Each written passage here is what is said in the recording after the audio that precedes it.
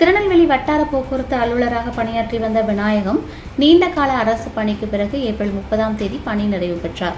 அவருடைய சிறப்பான பணி சேவையை பாராட்டும் வகையில் திருநெல்வேலி புதிய பேருந்து நிலையம் அருகே அமைந்துள்ள சுந்தரி மஹாலில் பாராட்டு விழா விமர்சையாக நடைபெற்றது.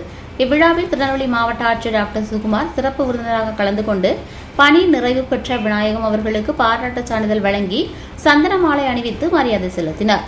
மேலும் தனது உரையில் விநாயகம் அவர்கள் போக்குவரத்து துறையில் நேர்மை, கட்டுப்பாடு மற்றும் பொதுநலன் ஆகியவற்றை முன்னிறுத்தி சிறப்பாக பணியாற்றதை குறிப்பிட்டு பாராட்டினார்.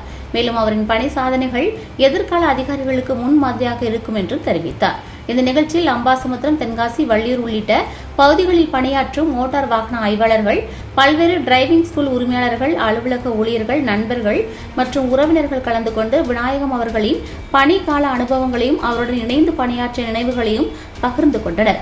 அனைவரும் அவருக்கு வாழ்த்துக்கள் தெரிவித்து ஆரோக்கியமான மற்றும் அமைதியான ஓய்வு வாழ்க்கை வாழ வாழ்த்தினர்.